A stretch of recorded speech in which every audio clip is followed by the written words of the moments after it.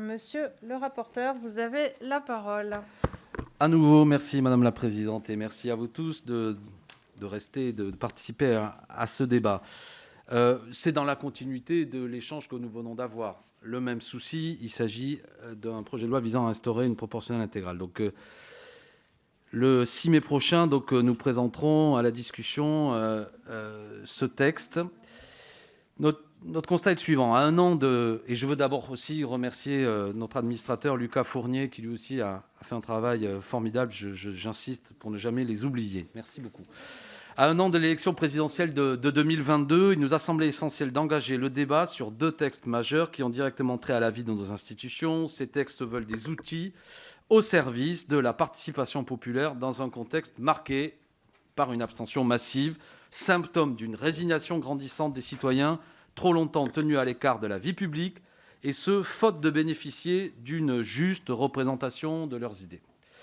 Je regrette que le premier, portant sur la procédure des parrainages à l'élection présidentielle, a été rejeté, malgré un objectif qui aurait pu faire consensus entre nous, d'ouverture des modalités d'accès à l'élection présidentielle de tous les courants significatifs de la vie politique.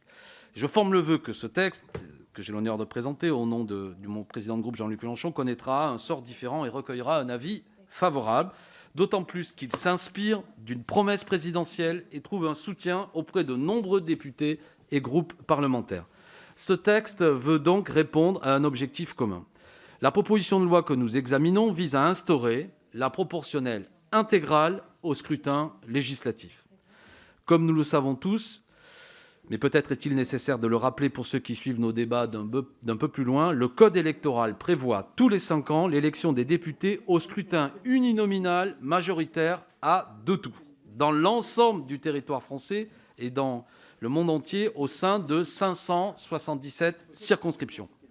La victoire est acquise dès le premier tour au candidat obtenant la majorité absolue des suffrages. Et dans le cas contraire, elle l'est au second tour pour celui qui recueille une majorité, même relative. Alors partons d'un constat simple, ce mode de scrutin est particulièrement injuste en ce qu'il contribue à des logiques d'élimination et de vote utile qui nuisent à une représentation équilibrée de l'ensemble des courants politiques. Il prive des millions de nos concitoyens d'une représentation politique fidèle aux idées qui sont les leurs. Si l'on prend l'exemple des dernières élections législatives, en 2017, nous observons que le parti majoritaire a obtenu 28% des suffrages exprimés au premier tour, mais détient aujourd'hui plus de la moitié des sièges. À l'inverse, pour notre part, la France insoumise a recueilli 11% des voix, mais notre groupe parlementaire ne compte que 17 sièges, soit moins de 3% du nombre total des députés, et à peine au-dessus du seuil des 15 députés permettant la création d'un groupe. Dans le même ordre d'idées, même si je le déplore par le combat idéologique permanent que nous menons contre lui, mais le Front national, le Rassemblement national, avait obtenu quant à lui plus de 13% des suffrages, et pourtant il ne dispose que de 1,39% des sièges et n'a même pas assez d'élus pour former un groupe parlementaire. Depuis 2002, l'inversion du calendrier électoral amplifie l'injustice de ce mode de scrutin. En érigeant les élections législatives en voiture balai, si je puis dire, de l'élection du président de la République, l'élection des députés conforte une dynamique ultra-présidentielle et dès lors une personnification doublée d'une concentration des pouvoirs. Les collègues qui ne sont pas convaincus n'auront qu'à voir leur matériel électoral. Pour la plupart, ils ont été élus en mettant l'affiche, la photo à côté d'eux du candidat à l'élection présidentielle, ce qui démontre qu'il y a de moins en moins une autonomie, si je puis dire, du député et de plus en plus un lien avec l'élection présidentielle. C'est un souci que nous devons tous avoir. Alors, ces failles du scrutin majoritaire que j'évoque ne sont pas nouvelles. Excusez-moi, ne sont pas nouvelles. Pardon. Et plusieurs pays en ont pris acte dès le 19e siècle en introduisant la proportionnelle dans les scrutins électoraux. En 1855, le Danemark était le premier pays au monde à imposer ce type de scrutin pour l'élection de sa chambre haute. La Belgique l'a suivi en 1899 pour l'élection des députés. Et aujourd'hui, plus de 21 pays de l'Union européenne recourent au scrutin proportionnel et 5 autres ont adopté un système mixte, c'est-à-dire associant à la fois des éléments du scrutin majoritaire et du scrutin proportionnel. Pour autant que l'on sache, ces pays ne sont pas gangrénés par ce qu'on appelle l'instabilité institutionnelle. Ça mériterait d'ailleurs de discuter qu'est-ce qu'on appelle une instabilité, dans la mesure où c'est parfois l'expression de la souveraineté. Ils ne sont pas gagnés par un chaos particulier, ou du moins qui ne sont pas liés au système institutionnel, mais peut-être à des problèmes politiques internes Leur architecture institutionnelle tient dans cet équilibre respectueux du Parlement, tout en assurant une représentation plus fidèle des opinions politiques et de leurs citoyens. Tel n'est pas le cas en France. Notre pays fait figure d'exception, puisqu'il est le seul à recourir au scrutin uninominal majoritaire, quand tous ses voisins, à l'exception du Royaume-Uni, ont fait un choix inverse. En examinant l'histoire des grands débats institutionnels du siècle passé, on constate pourtant que l'idée proportionnaliste est loin d'être une idée neuve dans notre pays. Nos débats, ici, sont héritiers d'un long cheminement. Au début du XXe siècle, sous la houlette des Républicains, on a vu naître la Ligue pour la représentation proportionnelle qui militait pour l'instauration de ce type de scrutin. Quelques années auparavant, en 1875, le député républicain de la Seine, que vous connaissez tous, Charles Pernollet, déposait la première proposition de loi en faveur d'un scrutin proportionnel défendant, je le cite, « la représentation proportionnelle de toutes les opinions et de tous les intérêts, substituée à la représentation exclusive de la moitié des votants plus un, souvent même du tiers seulement ». Avant la Première Guerre mondiale, un large consensus transpartisan en faveur de la représentation proportionnelle s'était d'ailleurs installé, rassemblant à la fois des socialistes, la gauche du Parti radical, mais aussi la droite républicaine et les chrétiens démocrates. Pourtant, jusqu'en 1986, la France a eu recours seulement à 2 reprises à cette modalité d'exception. Pendant les 70 ans de la Troisième République, la représentation proportionnelle a été expérimentée entre 1919 et 1928, dans le cadre d'un scrutin mixte de liste plurinominale à un tour. Sous la Quatrième République, un scrutin proportionnel dans des circonscriptions départementales était prévu dès sa promulgation en 1946, mais il a été significativement réformé 5 ans plus tard, en 1951. Dans les 2 cas, l'instabilité du régime politique ne peut être sérieusement attribuée à ce type de scrutin. Pour donner qu'un exemple, entre 1928 et 1940, soit en l'espace de 12 ans, la France a compté 28 gouvernements successifs, et ce malgré le recours au scrutin majoritaire. La brève expérimentation de la représentation proportionnelle dans notre histoire ne s'est donc pas interrompue du fait des conséquences néfastes qu'elle aurait sur notre système politique, mais c'est surtout à chaque fois confrontée aux intérêts électoraux des grands partis qui ont préféré rétablir la logique majoritaire qui leur a été favorable au détriment d'une meilleure représentation des électeurs au Parlement.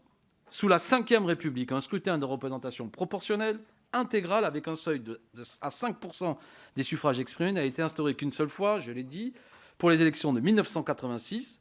Et contrairement à ce que craignaient ses détracteurs, et ils étaient nombreux, et ils se faisaient entendre, elle n'a pas entraîné d'instabilité, et elle a au contraire permis à une majorité de droite à l'époque d'arriver au pouvoir dans le cadre d'une coalition de partis. Si la proportionnelle intégrale avait été le mode de scrutin en 2017, les résultats des élections législatives auraient été très différents, sans que cela n'occasionne une dispersion trop importante de l'offre électorale.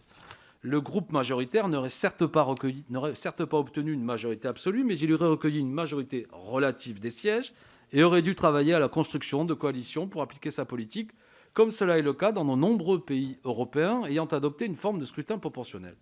Son approche et sa pratique auraient été plus consensuelles, et surtout, la distribution des sièges aurait été plus conforme à la volonté des électeurs qui restent notre souverain. Ces débats ne se sont pas arrêtés en 1988, lorsque la majorité de droite a souhaité mettre un terme à la proportionnelle.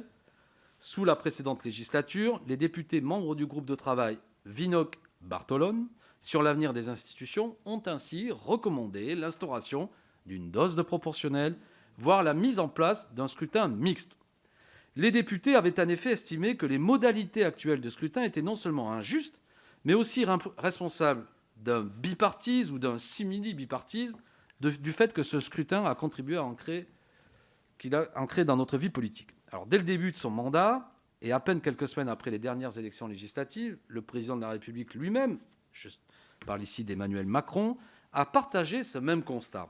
Devant la représentation nationale réunie en congrès à Versailles, vous vous en souvenez peut-être, il avait affirmé, je le cite, « la représentativité ». Je n'y étais pas, chers collègues, mais vous y étiez, et vous avez applaudi, je m'en souviens. Donc, comme vous avez applaudi, je cite ce que vous avez applaudi. « La représentativité reste toutefois un combat inachevé dans notre pays. Je souhaite le mener avec vous résolument. Je proposerai ainsi que le Parlement soit élu avec une dose de proportionnelle. » Applaudissements nourris de M. Sacha Houillet.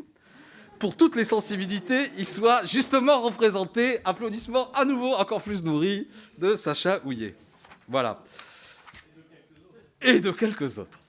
Cette réflexion ayant été relancée il y a quelques semaines par plusieurs responsables de formations politiques, dont le président Jean-Luc Mélenchon, qui vous salue, si nous partageons le constat du chef de l'État, nous nous distinguons fondamentalement de la position présidentielle en ce que nous estimons que l'application d'une simple mesure cosmétique qui constituerait à favoriser l'entrée de 2 ou 3 élus d'opposition en plus au Parlement ne permettra pas en réalité de résoudre la profondeur de la crise de confiance qui fragilise l'action publique. Nous considérons qu'il faut aller au-delà d'une simple dose de proportionnel et en revenir au système électoral de 1986 et donc mettre en place un scrutin proportionnel intégral à la plus forte moyenne. C'est l'objet du texte soumis au débat ce matin. En votant cette proposition de loi, vous adresserez un premier signal fort à l'endroit des électeurs, de plus en plus nombreux, nous venons d'en parler, à se rendre aux urnes, alors que le recours du scrutin proportionnel s'est traduit en 1986 par une augmentation importante de la participation des électeurs. L'abstention aux élections législatives augmente à chaque nouveau scrutin depuis 1988, à l'exception d'un léger rebond en 1993. Je rappelle qu'en 1988, 30% des électeurs s'étaient abstenus au second tour des législatives. Ils étaient plus de 57% à s'abstenir en 2017. Au second tour des élections législatives partielles organisées dans 5 circonscriptions en septembre dernier, ce taux a avoisiné, voire dépassé les 80%. 80%. En tant que législateur, en tant que décideur public, cette abstention massive, symptôme d'institutions à bout de souffle, appelle à une réponse commune. Proposer un scrutin qui garantisse à chaque électeur la juste représentation ou la meilleure représentation de ses idées et non leur écrasement au profit d'une logique majoritaire que je qualifierais d'anachronique, ultra-présidentialiste et que nous qualifions parfois d'expression de cette monarchie présidentielle que nous combattons. C'est la condition pour que l'expression du peuple souverain soit pleinement respectée. Nous n'avons désormais plus beaucoup de temps. L'article L. 567-1 A du Code électoral impose l'adoption de cette proposition de loi au moins 1 an avant le premier tour des élections législatives de 2022. Alors que le rééquilibrage des pouvoirs publics constitutionnels est un impératif démocratique et que cette proposition de loi reprend clé en main un dispositif ayant été adopté en 1985 et approuvé l'année suivante, je m'étonne, avec les autres députés de mon groupe, que le gouvernement n'ait pas souhaité avoir recours à la procédure accélérée sur ce texte, comme il le fait pourtant si souvent avec d'autres textes, afin d'en garantir son adoption dans les meilleurs délais. Le groupe parlementaire France Insoumise reste optimiste. Cette proposition de loi peut encore être discutée dans les temps et ces dispositions peuvent être promulguées dans quelques semaines si la majorité et le gouvernement s'en saisissent. Il s'agit sans doute de la dernière opportunité, sous cette législature, d'appliquer une réforme voulue par de nombreux citoyens et élus, et par le groupe majoritaire de garantir le respect de la parole du chef de l'État, auquel sera sensible ce cher Sacha Houlié. Je compte sur vous. Non, mais je tiens à ce qu'il vienne appuyer le président de la République. Je ne veux pas être le seul à défendre une proposition d'Emmanuel Macron, ce serait fâcheux. Qui s'était solennellement engagé à réformer ce type de scrutin devant les parlementaires. Je vous sais conscient de l'urgence démocratique dans laquelle cette proposition de loi s'inscrit à des attentes fortes des électeurs. J'espère que vous saisirez cette main tendue et votez ce texte afin d'éviter une nouvelle déception pour ne pas transformer nos échanges à une dernière occasion manquée. Chers collègues, je l'ai fait avec humour, mais je pense sincèrement qu'il s'agit là d'un enjeu très important. On a échangé de beaux arguments tout à l'heure. Certains peut-être vont se recouper là, mais je crois vraiment, une fois de plus, que ça ne peut être dans l'angle mort, comme j'ai tout à l'heure, de notre réflexion, de notre action, quels que soient nos programmes. Nous aimons ce pays, mais nous ne pouvons pas accepter qu'une grande majorité de nos concitoyens ne viennent plus voter, ne se sentent pas représentés. C'est l'idée même de la République qui est en jeu. Je vous remercie.